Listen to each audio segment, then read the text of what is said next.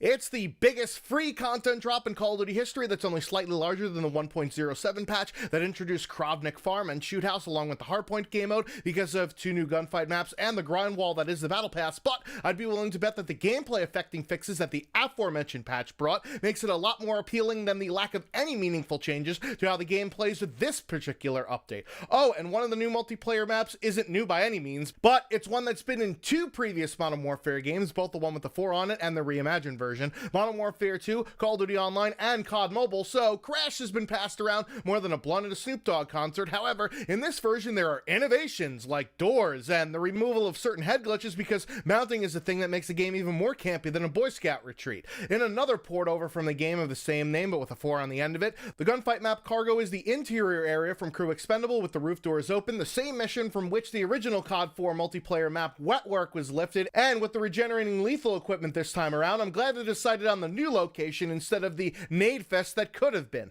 Another gunfight map named Atrium basically looks like the interior area of the ground floor for Ania Palace, and more on that map later. Lastly, a new maps port is the latest installment for Ground War, of which it keeps on looking like these are carved out areas from a potential upcoming Battle Royale mode. Also on map changes, Ramaza and Gunrunner have been added to the rotation for the 20v20 modes, which might finally turn the former into one that is actually enjoyable to play, since you need that fucking many people to populate it after all, and night maps have been added to Hardcore TDM, S&D, and Cyber Attack, if you could even find that option buried under the hundreds of layers of UI clutter, since there's apparently too many fucking playlists for it to be put alongside of the normal ones like Quick Play, Gunfight, Ground War, Featured Mode, Realism, and Private Match. Speaking of that featured mode, it's no longer Gun Game, which lasted 10 days, or as long as an average celebrity marriage, nor Shoot House 24/7, which is the only 6v6 map that's somewhat enjoyable, nor 2v2 Gunfight Tournament if you want to stroke your E-peen, but it's been replaced by Crash 24/7 to turn a beloved map into one that you will hate for sticking it in a game with completely different gameplay mechanics. So in all, the amount of stuff that was added is almost offset by these things that were taken away, which actually made the game enjoyable to play.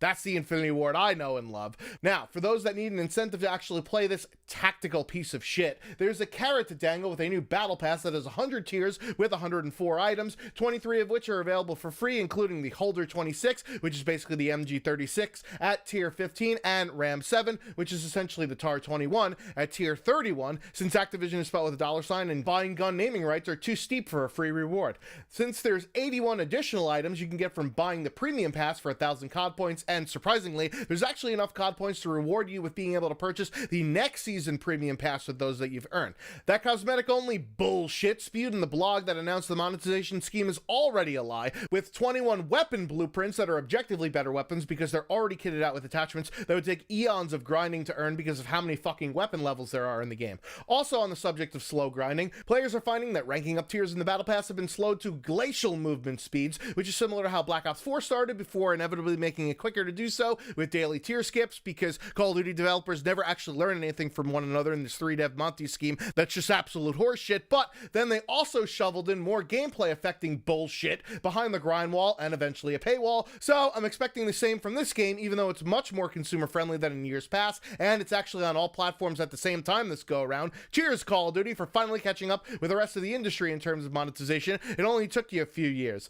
Oh, and you can get 3 new items, a calling card, weapon charm, and a watch that you never really get to see when you're too busy focusing on where to find the campers by just tweeting at Doritos with the hashtag Doritos Dewdrop, which sounds like a kinky sex act instead of a cool trend. But of course, when receiving codes and being inputted into Activision's website, they're being incorrectly registered as already redeemed, and Activision Assist is having to give out brand new ones. Glad this promotion totally didn't turn into a support nightmare. There's also a few fixes sprinkled in with all of these new beepity bops, including a nerf to the 357 buckshot, which I think is supposed to be snake shot, as if the people that write these patch notes and accidentally leave in developer comments for everybody to see what they really think don't even play their own fucking games. But after grinding one of the worst sidearms in the game to make it somewhat usable with attachments, it's no longer as fun as it used to be with a reduced range, hip fire damage, and increased spread, because that's basically the core design philosophy of this game in a nutshell. Make things that are fun no longer so. PC players also no longer have to sit through recompiling of shaders with each update that took longer than the actual fucking download did, and of course, since math is an Infinity Ward its strong suit. After all, various challenge counters have yet again been fixed. I know what you're thinking, but Schwantz, according to the ad picture shown here, there's supposed to be 2 more multiplayer maps, 2 more modes, and 4 more Spec Ops missions. You see the fine print at the bottom, beginning December 3rd? Well, Ashton Williams clarified that this is a roadmap and not necessarily indicative of everything that is supposed to be in the content drop that we just got yesterday, even though this roadmap has no concrete timeline as to hold developers' feet to the fire when they overpromise and underdeliver, an excuse to ship a game with fewer maps than any other in Call of Duty history. It also says, in addition to these new maps and modes and missions, that there will be even more than those specifically called out in the picture, of which a 1v1 and 3v3 gunfight mode has been confirmed on Twitter, but you already know that based on how Treyarch pushed things out from one operation to a later one in the last title, that this is again more false advertising writing checks that their ass can't cash. Joe C. also indicated on Twitter that the supposed rumored game overhaul isn't coming, as many in the community have anticipated, after being immensely disappointed in the plethora of terrible design decisions, which have led to a gameplay experience that the majority of players, even ones that initially liked the game, do not want nor enjoy. Several YouTubers were flown out to play this DLC early, and one of them has revealed answers to questions that these influencers had asked of the developers, including Ania Palace,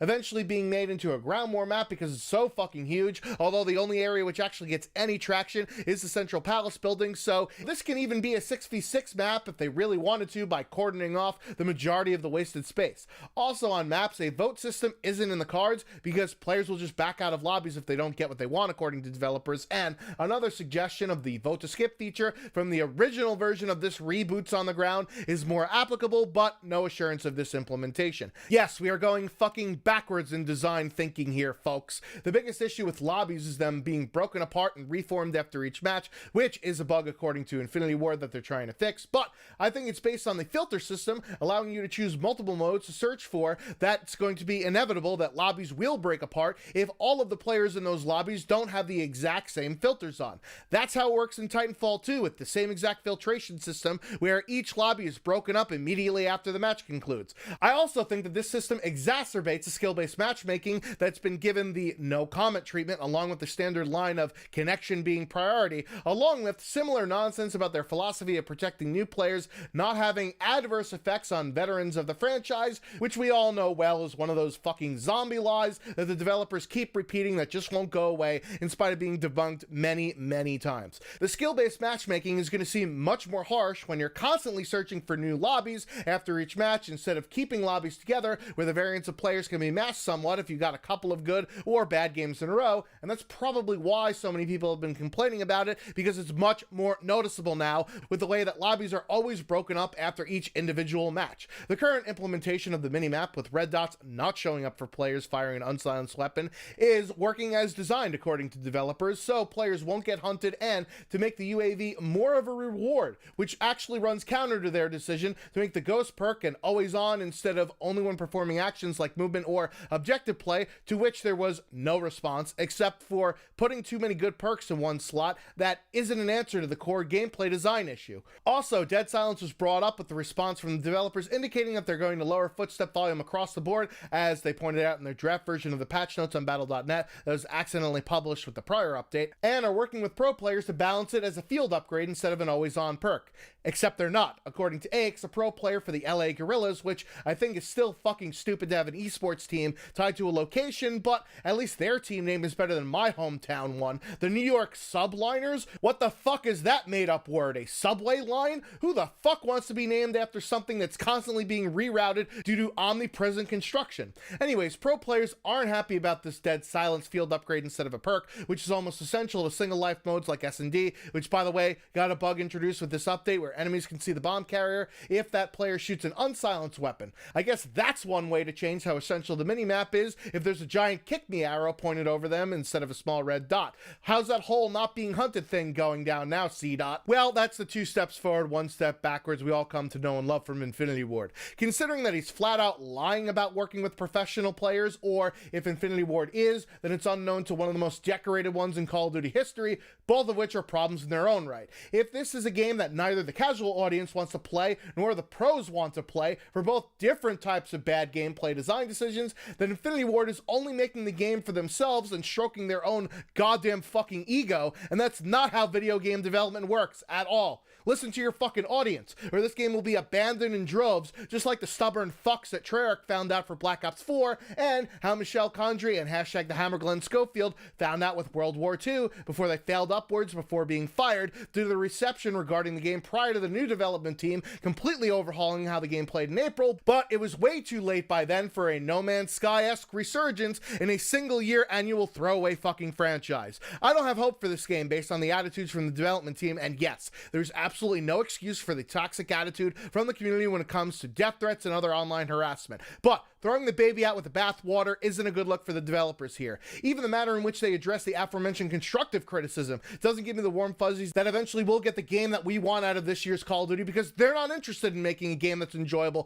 for a player like me. They're more interested in getting new players into the game because the audience for Call of Duty has been dwindling over the past few years, leading to lower revenue for Activision, not just because old players are burnt out with the game, but because the games themselves have fucking sucked. For me personally, Ghost, Black Ops 4, and this new Modern Warfare are the 3 worst Call of Duty games of all time, with many in the community throwing the jetpack games in the same shit tier. I myself enjoyed them, but even I can recognize that they weren't for everyone. Unless this incarnation of Infinity Ward gets their shit together, even though they learned 0 lessons from the quagmire that was Call of Duty Ghosts, this is going to be a game that collects dust on my hard drive, even if I have it still installed after Halo Reach just dropped. Anyways, what do you think about Season 1 thus far and the disconnect between the developers and the community? I've been the Schwantz27, out like Trump at another NATO conference. Until next time.